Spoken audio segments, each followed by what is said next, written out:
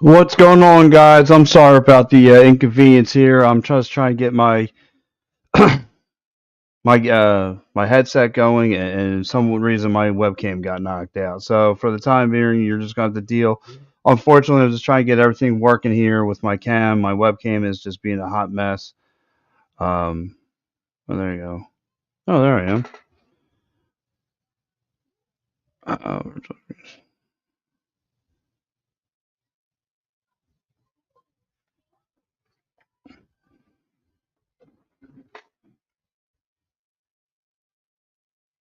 There I am. Okay. All right, I'm getting somewhere. Just I'll be up there in a second, guys. I'm sorry about that. I just ran into a list of problems right now. There you go. All right, there you go. So we're working on a couple things. We had a couple difficulties. Excuse me about that. Here I am. What's going on, everyone? I'm sorry about the late inconvenience. Uh, Listen, Philadelphia Union, the Philadelphia Union, they're alive. They are in some good shape, and man, do they look good. Did the Philadelphia Union finally look good? They look like they have been. I get it. The results that you have we've been getting are not what we're looking for. I know it's been a couple ties, but you have to give it to the Philadelphia Union and what you saw. And it is Quinn Sullivan time. It's the Sullivan Stampede. This kid is playing out of his mind right now. He's been on fire. Only he's a puppy. And you know what he does with opposing defenses? He puts them on their heels. He puts a level of concern. This team is not. It's amazing what this kid can do with a soccer ball. He's really good. Quentin Sullivan. Where do you want to go? You want to talk about Saturday against Chicago? That team was sweating bullets. But let's talk about against against the Priya. It looks really good from what you're getting from this Philadelphia Union team, and especially again Quentin Sullivan. Just a playmaker, at such a young age. This is what we've been. God rest his soul. My man Gus has been asking for as a playmaker for this Philadelphia Union team. A playmaker. We finally got one. A kid that knows how to find the back of net. A kid who took not one but two defenders on at the same time. Finds Julian Carranza. Julian Carranza with the redeflect off the head. A headshot. Finds the back of the net. And then Quint Sullivan again just through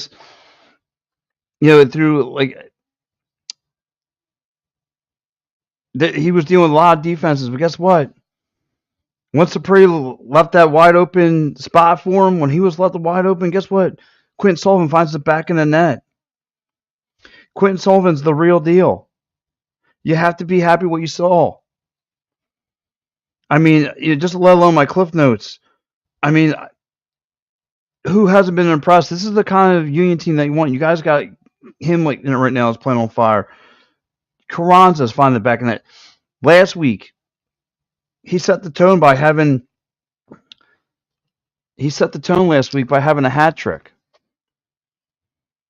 Guys are scoring right now for this Philadelphia Union team. If you want to chime in this show, what do you like about it?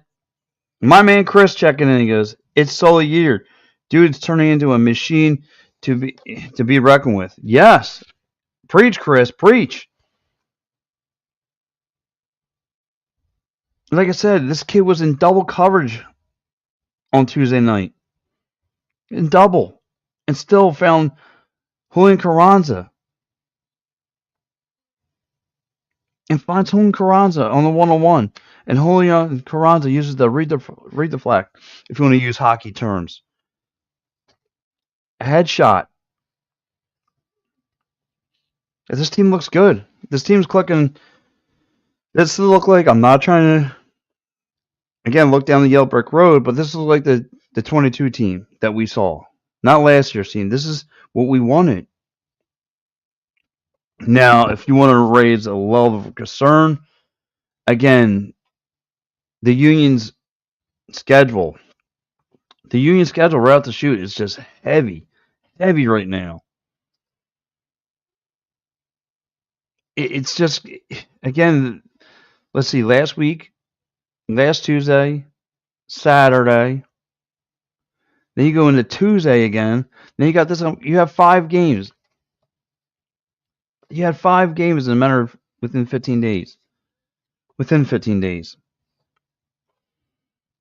that's a lot. Like they're going to go ahead in Kansas City, and Kansas City only has one. Has only played one.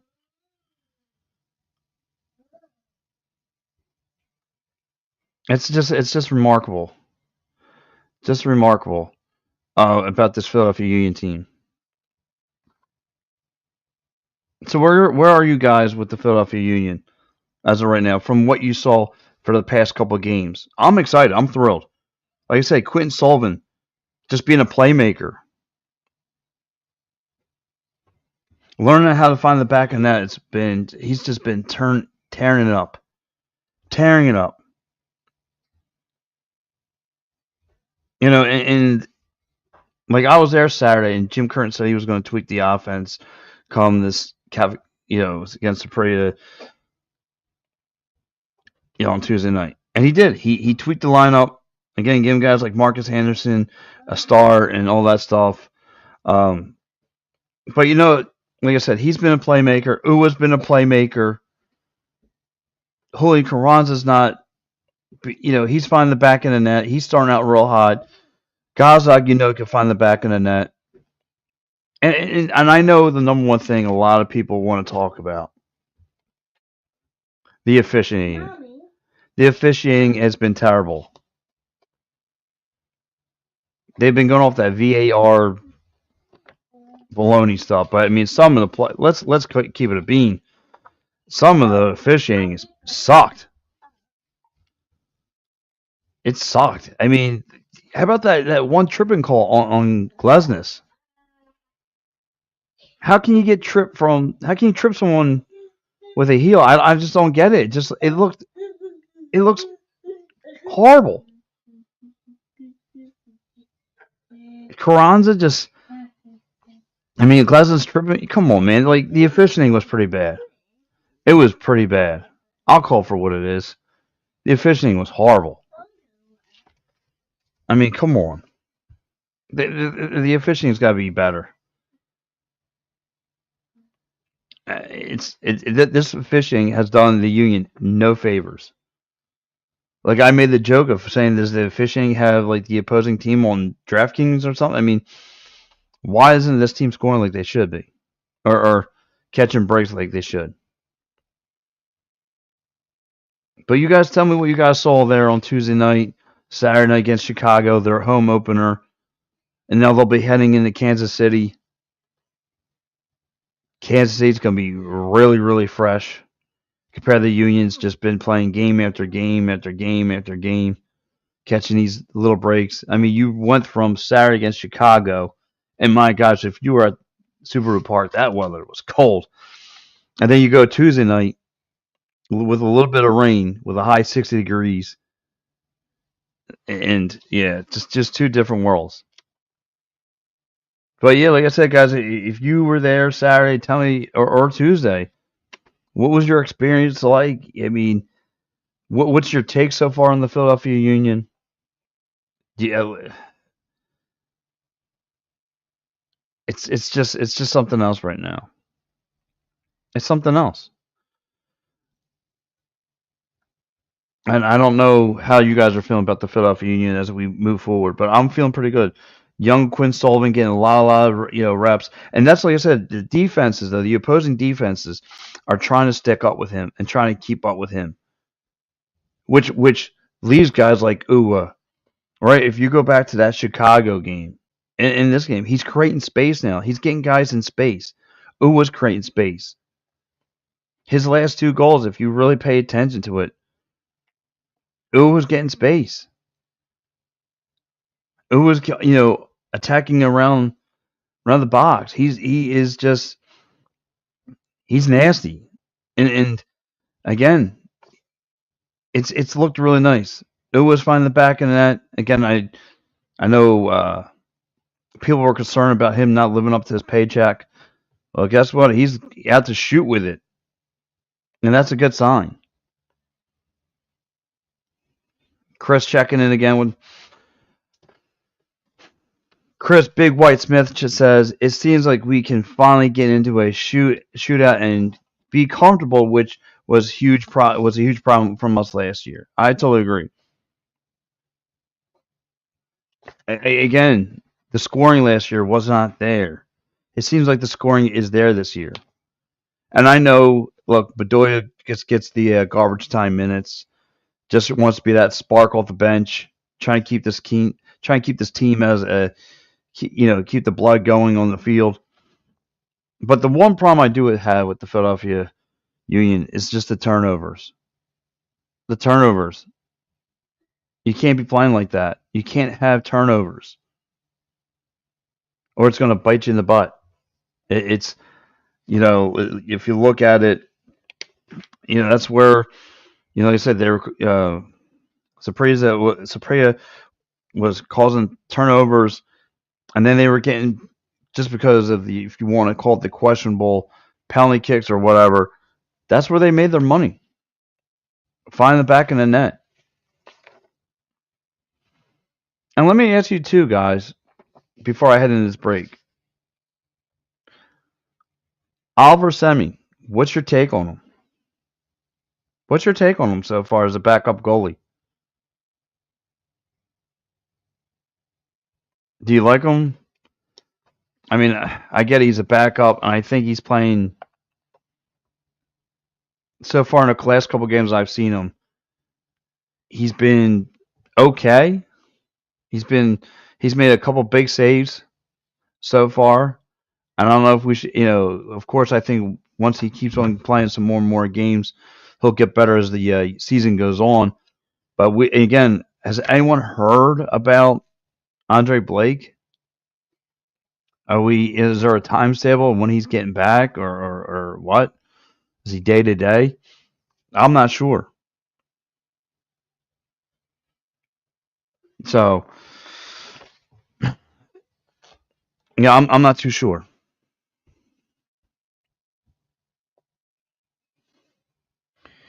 Been in our last backup, that's for sure. Yeah, I agree. I agree with that, Chris. It's just, I'm happy what I'm seeing from him so far. He's played really, really well. But like I said, man, this Union team is just it's clicking on all cylinders right now. I like the offensive pressure that they've been bringing. I like how they've been playing defense in front of the goaltender. That's been really, really good. The way they can clog down the lane. But again, we all know with the multiple games being 3 games apart, and with Sapria kind of having that revenge factor on them from getting blown out by this Union team last week. You knew they were going to come in with that revenge factor, and they did. They pushed the Union to the limits. Again, this game went overtime, and an money just comes out of nowhere and just being a playmaker. So, but right now, my counterpartner is here. He just got in from Vegas. He's been walking around with his pants down the whole entire time. He says, "Here, I'm Mr. Saturdays and all that stuff." Let's bring him in. A-Town down. Austin, what's up, buddy? It's Mr. Saturday here on a Thursday, baby. What's up? Nothing at all. Can Mr. Saturday be my new nickname? Mr. Saturday is just fine. You could be the new Rob Van Dam. Mr. Rob Van Dam with the pants pulled down. What's going on, my guy? Not much, man. Just a very, very long day for me today. Had to get the cats fixed, so that was a whole thing. I was out of the house by 6:30 this morning, and I just got in not too long ago. Okay, okay. Well, Uh, listen. What what's been your take so far in these last couple of games? Like I said, I've been praising Quinn Sullivan. I think the kids looked really, really sharp. Again, playing a lot of opposing defenses on their toes, on keeping them, with their heads on a swivel. Then on top of that, Ua has been finding the back of the net, and again, you get Carranza on the scoreboard. Gaza is, the scoring is coming around. What's your take? I mean, I love what I've been seeing from Quinn Sullivan in terms of his play so far, being included in the starting 11. It's been exactly what I was hoping for him this year, is to be able to get that, be able to crack into the starting 11 and be able to really make an impact right away. And Mikhail Ua, that just the goal that he scored in extra time against Saprissa alone was what we've been hoping to see from him since 2 years ago. He found that perfect time to make that jump on that run, managed to burn his defender, be able to get a good shot on the ball, just everything that we were expecting Mikhail Ua to be able to really put together to start off the year, or as the announcer said during the game on Tuesday night, Michael Ura. Oh God! Which, can I just say something? It was Yes. 120 plus minutes of soccer. And the main Hmm. thing that people can't stop talking about is the announcer, and I love it. I love it. I love every second of it. Friend of the podcast here, Jose Nunez, did an interview with him. It's on his I Twitter saw channel. that.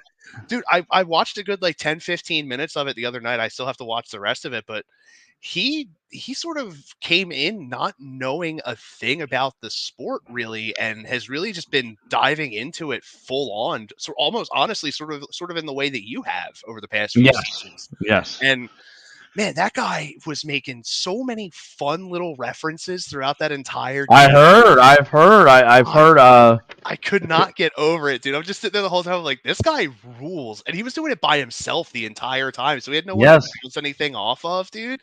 It's just hats off to him, man. That was extremely impressive. To Well, be able to call they a said 120-minute long CONCACAF Champions Cup match and just have people talking about you this time, dude, it's amazing. they pretty much went like this. Here, you got assignment to Philly, and yeah, but I never tried it before. Well, here you go. And well, who's going to be my co-partner? You. Yeah, you bet So, on that. and he went like this. All right, I'm ready to go. He looked at a few names and went, okay, I think I got this. Yeah, yeah, and that would be like I said.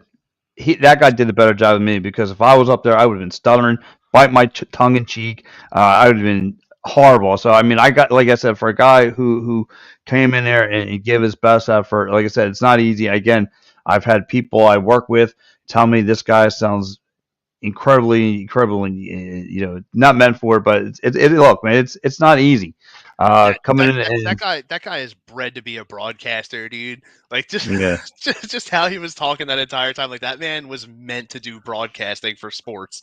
Like Absolutely. So let me ask you another couple things here. What was your take? And a lot of people are getting feedback. I'm going to get right into the cookies of this. What's your feedback on these officiating calls? I mean, a lot of people were down there and they're not happy with what they saw. Like, for instance, that Glasnow's tripping call from behind his ankle or his KO, his Achilles, and they called it against him. And Louis Pinada, I can't pronounce that last name, but he wants off finding the back end of the net, gets a free kick, and boom. yeah, I mean, honestly, it's with when it comes to the Champions Cup, it's CONCACAF, dude. It's exactly what we've been seeing from CONCACAF for years now, and it's going to be what we continue to see. Especially, we got 4 days until we face Pachuca now, and it's only going to get tougher with these refs. And then you also pile in, it's replacement referees for MLS right now, Hmm. which we've seen what replacement referees in professional sports have done before. So, I mean, I was actually, ironically enough, good friend of the podcast checks in every once in a while. William Yeager messaged me last night. He was like, Really? yeah, he was like, dude, we got robbed in that game against Chicago. I was like, bro, it's replacement refs, dude. That's exactly what we're gonna have happen all the Yes. time until this whole CBA thing gets sorted out. Of which this morning they sat down with a mediator, the MLS and the Referees Association, and they could not come to a deal. So this is going to be going on for the foreseeable future. hopefully they can figure out something to be able to sort of, you know, find a decent meeting point in the middle, because I don't want this to get any more brutal than it already has been. Right. Here goes our man Dave checking in. Goes, hey fellas, how's everyone doing tonight? Dave, we're doing just fine. We're just doing just peachy, my man. Just peachy and let it all hang out. Again, Kansas City had it all tied up. Not Kansas City. That's my other notes. Again, just the way Concacaf. Again, Saprissa. Just the way they just. Again, they push Philly to the limits. Again, calls and turnovers. That's the only thing I do not like is the turnover ratio. It's just again, and I understand there's fatigue that's taking a role in this, on this Union team. They're just beat. They're just beat, and they're playing with some tired legs. Um, Jim Curtin addressed it. It needs to get fixed. But after that, man, they just they got again they pressured it, but I liked how the Philadelphia Union played defense, especially around their goaltender. What's your take on the turnovers? Do you agree that there's some fatigue to play the role? Oh shoot, my man Luke Greco checking this. Hey, What's up, Gobbler? What's up, dude? but yeah, to answer your question, I mean, turnovers are always going to be an issue.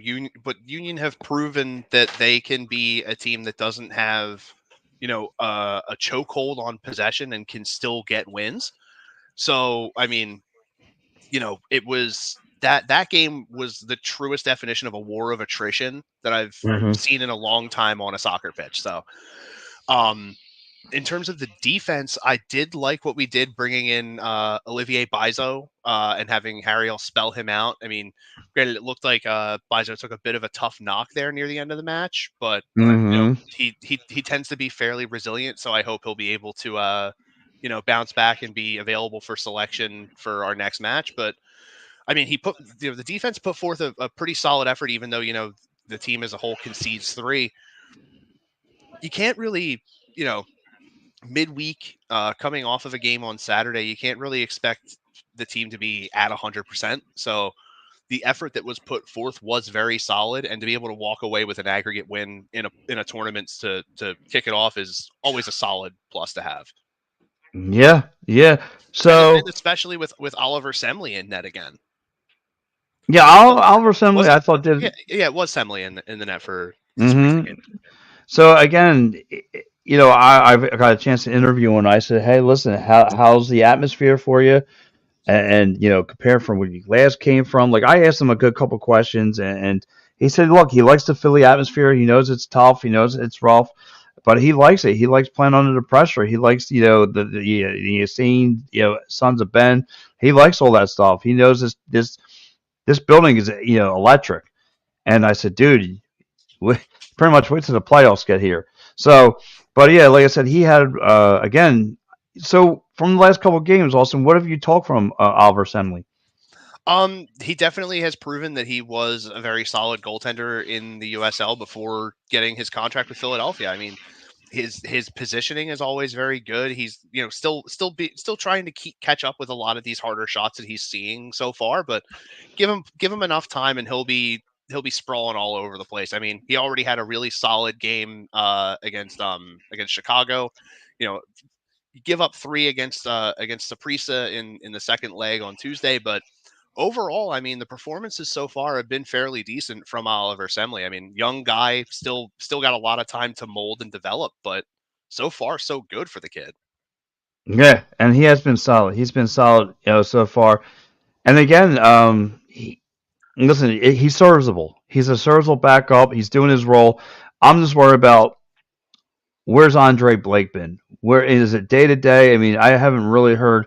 I hope the Philadelphia 76ers doctors ain't taking a look at this guy because I don't know when the timetable is on him. Honestly, dude, I'll take the Sixers doctors over Mets doctors any day, because the Mets would have been That's like, true. he's totally fine, send him back out there, run him until he Meanwhile, breaks.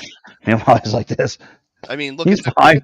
look at the Grom as a prime example of what the Mets did to people, dude. Like they Yes, they they ruined that man, and he I feel like he'll go down as one of the best pitchers to never win a championship in terms of they like pitching statistics. they make Sid from Toy Story look like a perfect doctor. Yeah. Uh, but but, anyway, Lou checks in. He goes, he looks, especially when it's 1-on-1. I guess he's talking about Oliver Semley, talking about when it's 1-on-1. He's really really good. Again, speaking of Luke Recco, I mean he was texting me throughout the course of the game talking about, and again he's worried about, he's me and him talked about it a lot. He's worried about like the middle of the field uh, defense, especially on the left side where people are just winning over there. And he said it needs to be addressed with Mr. Curtin. Like it needs to be worked on because he said that's where the turnovers are happening. He notices, he's like, it's one of the Union's weak sides.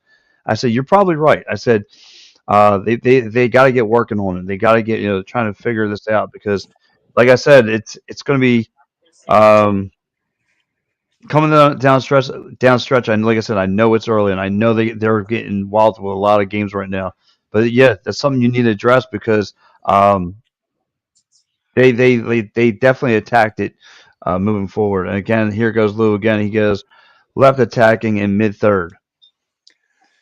Yeah, I mean those were problem spots for Philadelphia in that Saprissa match. That left side was definitely getting attacked pretty heavy throughout the entirety of it. But honestly, I feel like it was Saprissa just trying to find a crack in Kai Wagner, and the main crack that they have is sometimes his pace isn't where it should be, and they were catching him on a bit of a flatter foot. Same thing with Bizo. He has incredible pace as a wing back, and they were catching him flat footed quite a bit throughout that game. So it's still early in the season. There hasn't been a lot of work put in so far by these guys. So as the season wanes on, you'll see them, get to the point where they won't be as flat-footed as often we would hope. And we know that Kai Wagner's one of the better, if not the best, left wing back in the league. So we Yeah. know that he's going to eventually get himself back to form. Olivier Bizo has a lot of energy, and having that platoon of him and Harriel on the right side to sort of complement the ability that Kai Wagner has is always a plus. And then you also factor in the back line, the three guys that we have running there now with the rotation of Glesnes, Elliott, and Damian Lowe. I mean, we've talked about this before. Damian Lowe can play very aggressive Yeah. from time to time, so having him out there definitely is a bit of a I guess you'd say in terms of like in terms of your defensive rotation, sometimes having a guy that's a bit more offensively minded can, it's not necessarily a bad thing, but it can sometimes lead to some I guess you could say some fall apart spots where he'll be a bit too deep down in the attacking third, well the attacking half, I guess you could say, and they'll spring a long ball, and he has to sort of hustle himself heavy to get himself back into play. But the way the defense has played so far, it hasn't been awful, it hasn't been awesome, but you take your positives where you can get them. So especially with that Saprissa game, you played 120 plus minutes, walked away with a 6-5 aggregate win, going on to face Pachuca in 4.5 days. um Lewis, I do think I actually do really like Martinez and Bueno in the mid together. I mean, they both have their own form of tenacity with how they play. Sometimes it can lead to one or both of them getting in a bit of trouble in terms of getting booked and things like that. But every once in a while you take those kinds of things as they come, because those are the kinds of guys that are meant to be like your heart and soul type of guys. The way those two guys play is it's very heart and soul type style of play. Sorry, I'm plugging my phone into charge because I'm all of a sudden I was at set. Oh, okay, I'm at 40% now. We're good. But yeah, in terms of the midfield, I mean, what the configuration that Curtin's been going with so far with Gazdag in that forward spot, McGlynn and Sullivan on the sides, and then Brujo maintaining the defensive mid has been great so far. Honestly, the play from McGlynn and Sullivan alone has been worth its weight in gold. Martinez is going to do what he does on a consistent basis. Gazdag's going to get his every single time he's out there. So so far it's been pretty decent for the Philadelphia Union, and I'm just only hoping that it gets better from here and we don't start to fall off, because I I had sent you guys the CONCACAF club standings, which I believe covers the last 5 or 6 years of point totals. Philadelphia has had 1,218 points in that time, which wow. is insane. The next closest MLS team is Columbus Crew with 1,206, which is only a 12-point difference. But in terms of CONCACAF club standings, Philadelphia is at fourth with that 1,218. 12 points away drops you from fourth to eighth. Yeah. Philadelphia Union are surrounded 3 above, 3 below Liga MX teams, which are Wow. Monterrey, Club America, Tigres, Pachuca, Guadalajara, and Leon. Right. I mean, granted, we don't have the hardware to show that we are the winningest team in MLS over the last 5 years. But man, if the numbers don't prove that we are actually a very solid team still, I don't know what will prove it. So it's funny. I feel like at this point, the only thing that can prove that we're actually a very decent team with what we've been doing is hardware. And we're off to a great start so far with this Champions Cup. It's funny you bring this up because I remember I think like 2 weeks ago you and I did the power rankings and we saw Union sitting at 8 and I were like, Eighth in all of MLS. well, on what you and I were saying like I think that's a little too high. And I felt like it was about right or possibly a little too low. I felt like they could have been at least like a 5 or a 6 maybe. and But that's where I was like, are we sure? I'm like, are you sure they're not going to take a more of a step back? But no. And again, the way they've been attacking,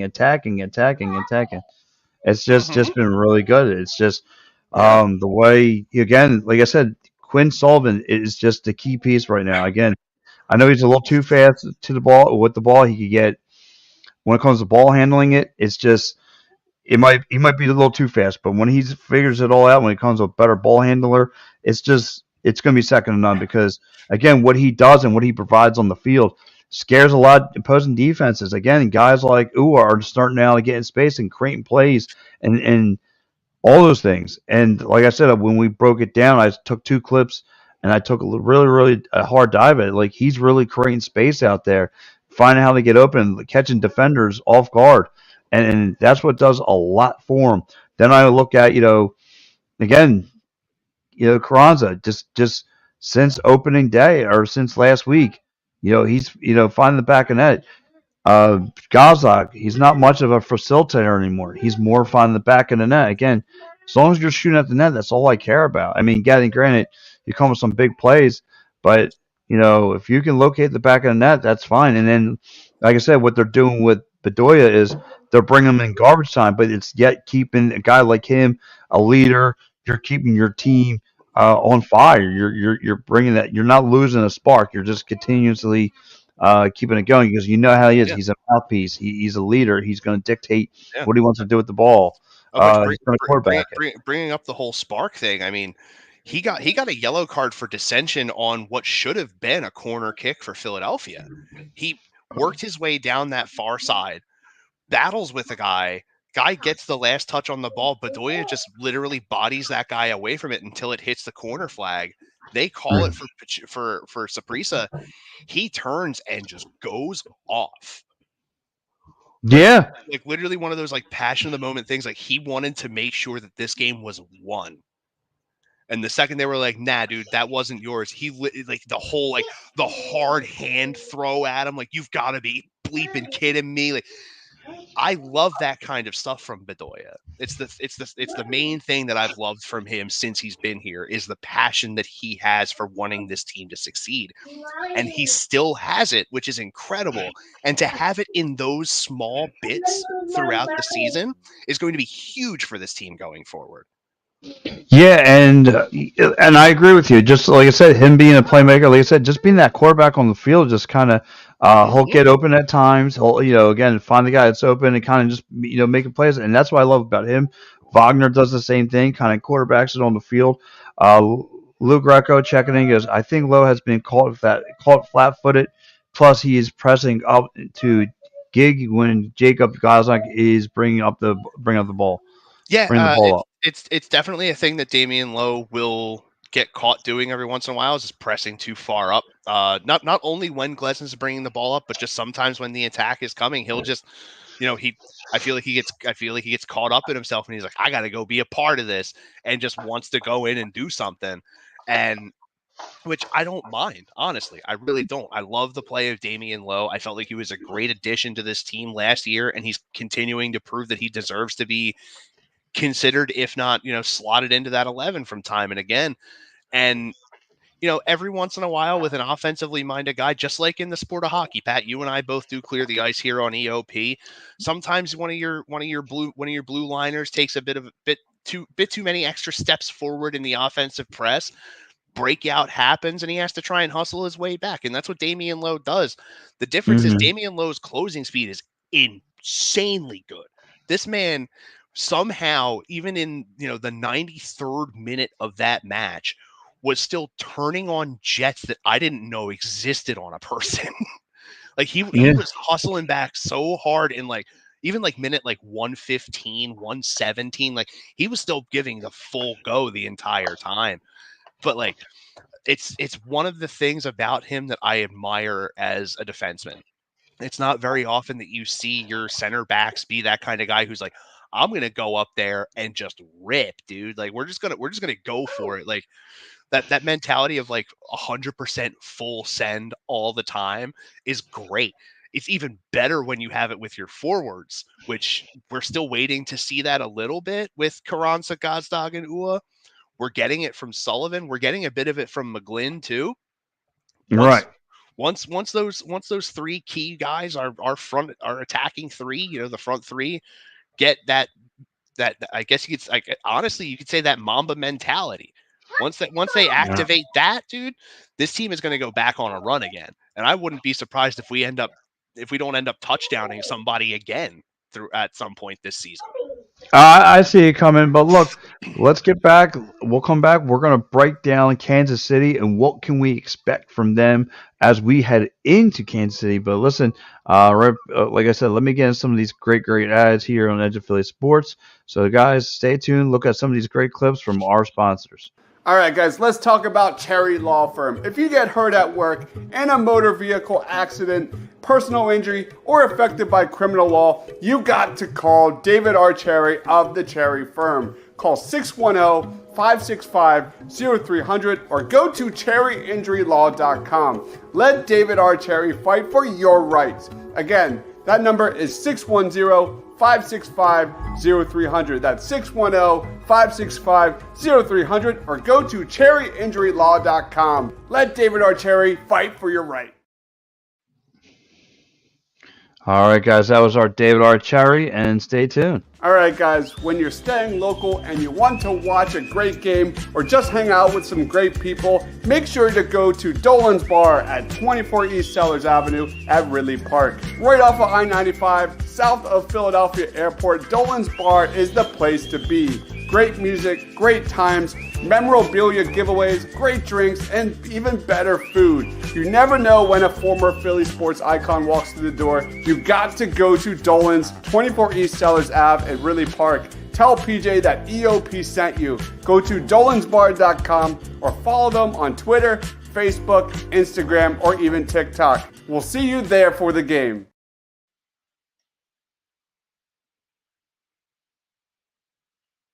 Oh, I didn't realize that Pat had disappeared. I was bringing up some information that I needed.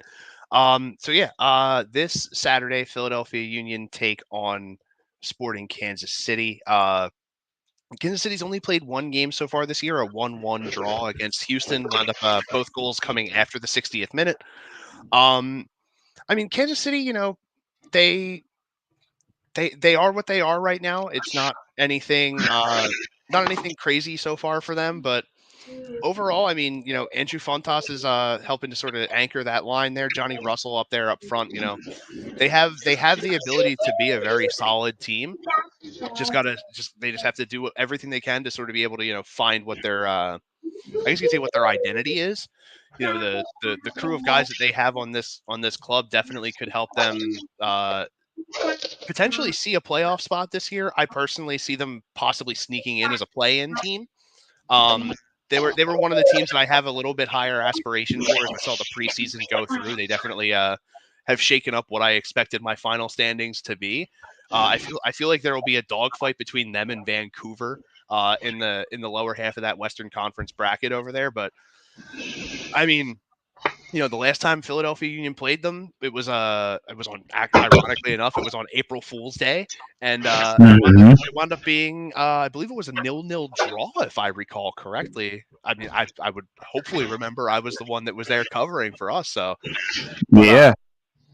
the team always comes in, and even if it's out there in Kansas City or here in Philadelphia, no matter where the match is, Kansas City always plays Philadelphia really hard. They know what Philadelphia is capable of throughout a full 90. So they try and do their best to lock down, even if it means having to, sacrifice their attack for more defense.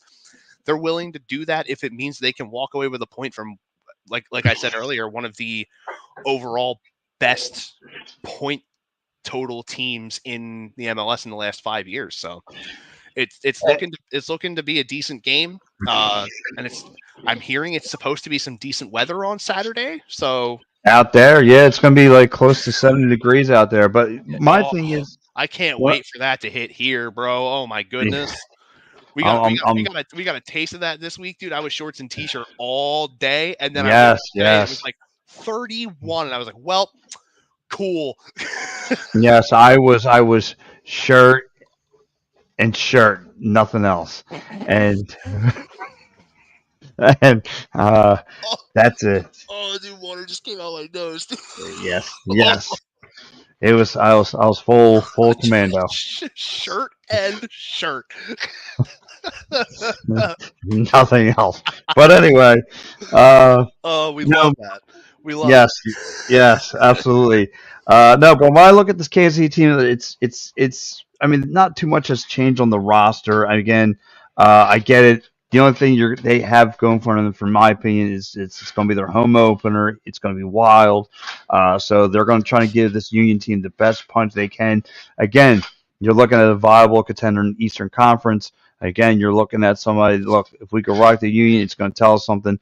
But I mean, again, Jim's going to know what he's got to do. He's got to tweak this lineup once again, and that's one thing I like about the Union. They got so many more pieces, even though these are not. We're concerned because this was a team from last year and they weren't making anything happen. Will you sprinkle in, give more Sullivan some more playing time, follow up, with the guys who are trying to start to become playmakers, like I mentioned earlier, Quentin Sullivan, what he does. Hey, with his speed, his accuracy, his quickness, again, drawing a lot of defenses, keep them on their toes.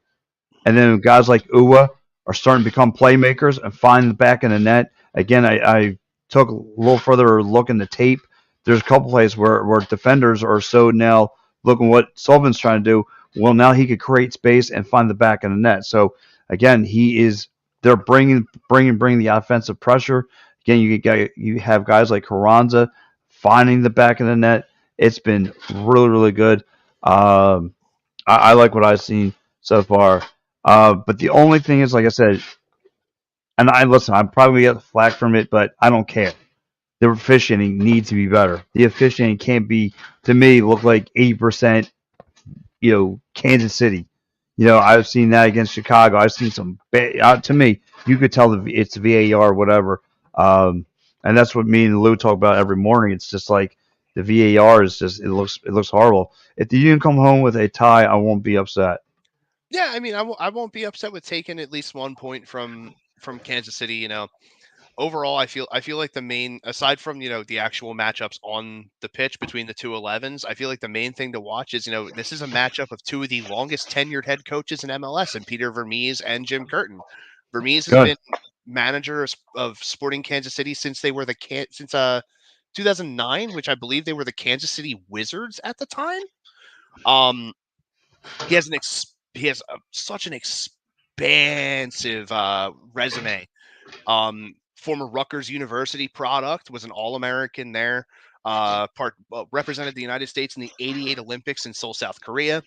Was 1988 U.S. Male Soccer Athlete of the Year. What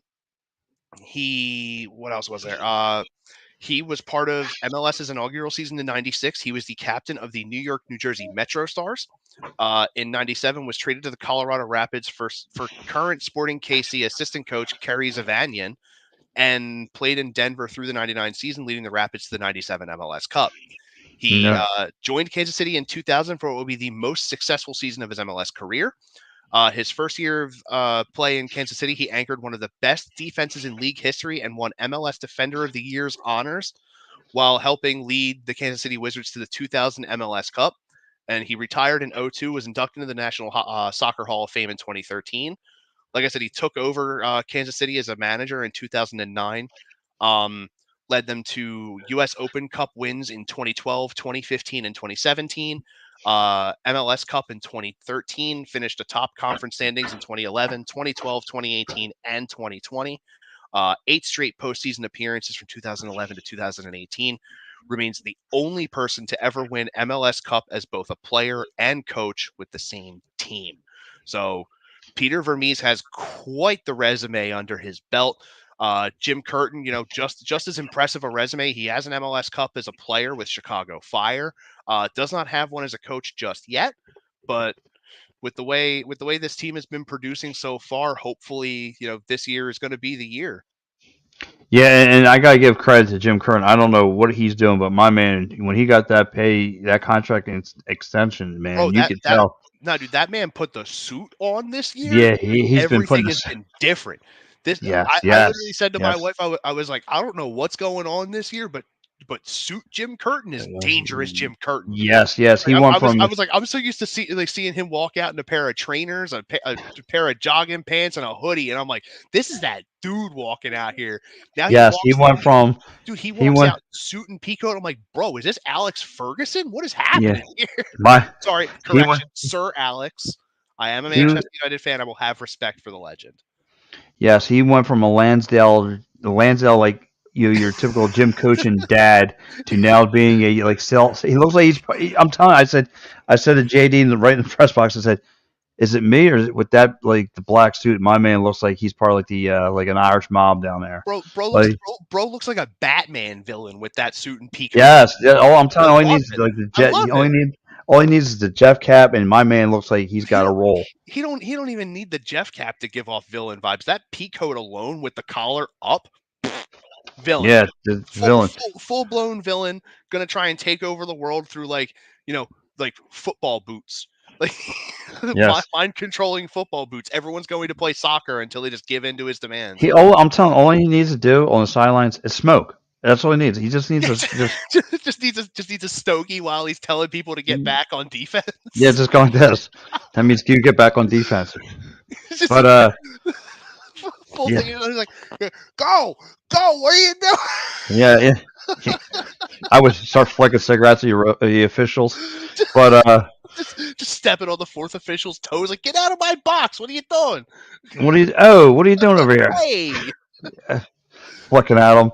But yeah, I think though with Kansas City, I think they're going to have fresh legs. Obviously, they haven't played since last week. Also, we've been the Union have been just running constantly, and that's why I've asked Saturday. I've asked like who did I ask? I asked was it not Bedoya, but I asked Gazdag. I said, Gazdag, are you worried about fatigue catching up with you guys with with the CONCACAF tournament already? Are you guys just like the tail end of last season? Are you guys worried about fatigue playing a major role? And he said, look, man, we just got to be prepared. We just got to, with Jim just keeping these fresh rotations of the guys coming in, they understand what they're up against. And look, they just got to go according to schedule. So, like I said, are you feeling a win this weekend?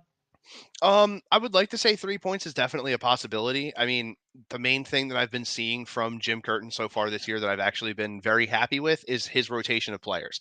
He's been able to, find those spots where he could, put in a set of fresh legs to help give one of his starting fixture guys a bit of a rest, and he did that very well against Saprissa.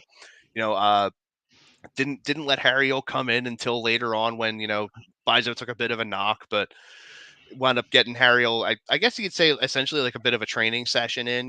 McGlynn and Sullivan have been very solid. I feel like we'll probably see Bueno get a start, and then one of those guys that he spells out come in his place, or maybe even start for Martinez. I mean, he's done it a few times last year with that Venezuelan connection, swapping those two guys out. It's very possible, and hold your breath on this, because actually, no, don't hold your breath on this, because you might faint, because I could be a liar. But Bedoya might start. It's very possible. No. It's very possible. It's very possible. We have Pachuca, like I said, we have Pachuca in 4 days, and then we also have Kansas City. So I mean, we have Kansas City, and then we have Pachuca. So I mean, do you want to run your normal 11 this weekend and then do the rotation for Champions Cup, or do you have that mindset of, we're in the round of 16 now? Now it's win and go. Right. Do you do the rotation in the Kansas City game if you know you're ahead by enough or down by enough to where you won't be able to, spark that sort of comeback, and you make those changes? Or do you just full send both games? Because points do matter right now in the regular season standings. Like we had said, Kansas City has only played the one game so far, so they're definitely the fresher team. So you're gonna want to try and come out as aggressive as possible and just pour on as quickly as you can. But at the same time, you could end up running the well dry going through that kind of a situation. So rotation is going to be key here for Philadelphia going into this round of 16 match against Pachuca in the midweek. So I would like to say a win is definitely possible, but I'm going to say it's probably going to be a 1-1 draw. Yeah, well, like I said, I'm with you in the fact that, like, that's why I might not want to start Bedoya. Let him do what he's been doing, come off the bench and being that spark, because you're going to need that. Like you said, your team's probably going to have, again, fatigue in their system. Again, tomorrow, I would imagine they're going to hit the road, get on the airplane, head on down there, and then start practicing where which call's been nothing. Where Kansas City's been practicing all week, studying you since Tuesday, studying your every move, and then again you have to get ready. Come again, like you said, Pachuca, and then you have to get ready going against Seattle. So again, it's a tough little stretch, but I mean, you have to be ready come Friday. After Friday, just say get on that airplane, get ready to go down there and start just constantly just training. So. Like I said, I can't wait to see. But Austin, I gotta ask you. Oh, hold on, we got Lou Greco checking in again. I said, do the rotations for the cup get get the bench sometime, and get them the games, get up to game speed. Yeah, that's definitely. I feel like that's probably the more sound option, honestly. But All right. especially because the fact that, like I said, the points that you can get in regular season to start off. This is what, game 2 for Philadelphia for regular season. Then we'll see game 3 in Champions Cup midweek. So definitely do what you can to secure the points and secure moving on in the tournament. But don't run, like I said, don't run the well dry, because the second you do that, you're going to be on a bit of a long climb up a short hill. Mm-hmm. Yeah, I'm looking at the schedule. My game of the week, I'm gonna go. For me, I'm gonna go right out the chute with a surprising one with the two teams that had high scoring from last week. I'm curious to know if that's going to carry over. Give me Portland and Washington in Portland. I'm curious to see that game. I know they both had high scoring last week. I'm curious to know that happens again. What is your game of the week to watch? It is the Battle of Florida, Inter Miami and Orlando City, 4:30 p.m. And then Yes. at the same time as Union Kansas City, my second game to watch, actually an hour after, Colorado Nashville. You're going to go Colorado Nashville. Nashville's been off to a bit of a hot start. Colorado's been trying to find a bit of a foot, and I feel like this is the match that Colorado could do it, because I feel like Nashville can only ride high for so long. I mean, right. we've seen it firsthand. So Right. I mean, as much as I do, love Nashville SC, I'm not gonna lie. My brother's gotten me to buy in a little bit. There are going to be some spots where later on in the season, those deficiencies of losing Dax McCarty are going to show. I mean, the ads that they made in the offseason and in the transfer window in the summertime last year were definitely solid additions. And, just if you're a Nashville fan watching this, ride the high, man. It's been great. It's been really fun to watch these guys play. And, at some point that team's going to come back to earth, but right now, enjoy it, because they're running right now, man. And I would love to see them just absolutely abuse Zach Steffen. Yeah. Um, and for me too, like you mentioned about a second game, I want to catch Seattle and Austin only because they are going to be our opponents. That's going to be our opponents in the near future. So I want to keep an eye on to see what they're bringing. But listen, guys, we're just up about against it again. That hour went by pretty fast. We will break down to you. Something may be in the works. I'm still kind of working out some trickles and effects of a post game show. So you might get one come Saturday night. But definitely for sure. Hey, I don't have to do Clear the Ice this weekend. I'll be free. You'll be free, but yeah, that the post game article, we got that coming out for you guys. But yeah, we got that. I got a couple of guys from that press box who said they're very interested in doing especially away game post game shows. So I got a couple of guys in the wheelhouse who said they were definitely interested. So you'll never know who's going to pop up here. But anyway, guys, I want to say thank you so much. Go Union. We'll see what happens this weekend. And remember, 8:30 start time because we're an hour behind. So for me, A-Town down. This has been a great show, The Attack in Third. We'll be back here next week getting involved and talking all soccer all the time. So, guys, have a great night. See you tomorrow morning, Pat. Also, have a good night. Oh, see you, Lou. Thank you for checking in, Lou. We very much appreciate it. Thank you, everyone that chimed in. Thank you so much. Just want to get a quick plug out there really fast before we get going. Tomorrow morning, the Devereaux Sports Classic Gaming March Madness tournament begins. Our round of 64 was very carefully cultivated by our four hosts, myself, Pat, Mike, and Art. Dude, serious deliberations went on in that meeting that we had. The war room together, dude. That war room was hot. Yes. So just pay attention to the Devereaux Sports socials. Those polls are going to be starting to show up starting tomorrow morning, and not the Pat type of poll. Well, Lou's a big fan of the poll, but look, your words, not mine. But yeah, make sure you're keeping an eye out for that. And also Saturday morning, we got our gaming show coming at you at 10 a.m. Pat, unfortunately, will not be there. He'll be covering the Philadelphia Wings down at Wells Fargo Center. He's got to be there bright and early at the crack of 11. Got to be there by the crack of noon. So yeah, I'll be on the road. Yeah, so. Man, you're gonna be eating your way down to South Philly. Yes.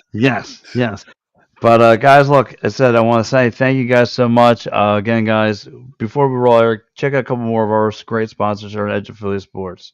All right, guys, it's time to talk about Sherry's Tickets. Sherry'sTickets.com is easy to use and has no hidden fees. The price you see is the price you pay. Pay less and play more with Sherry'sTickets.com. Save even more by using the exclusive promo code EOP10. That's EOP10. Do not pay hidden fees and save 10%.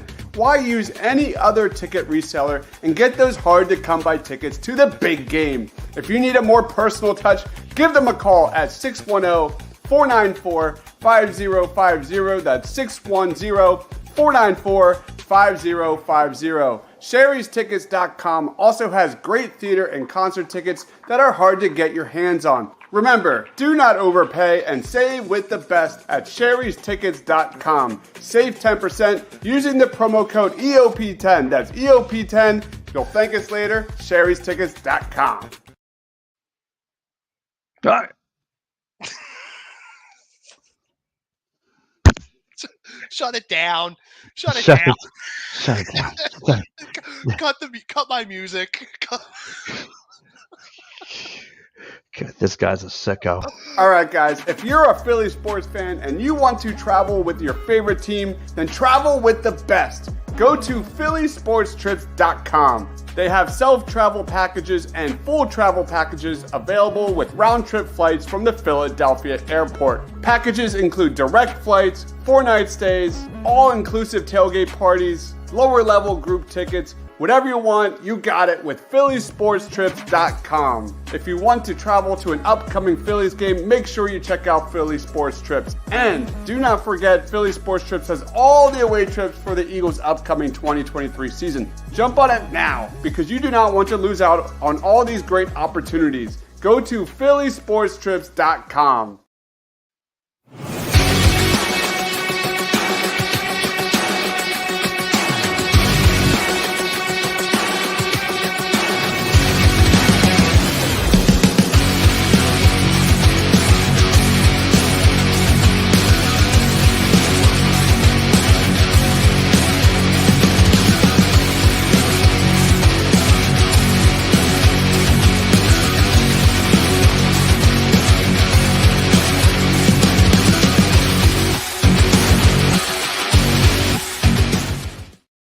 Great show. We Went are by so fast though. Oh boy. I'll see. See y'all next week.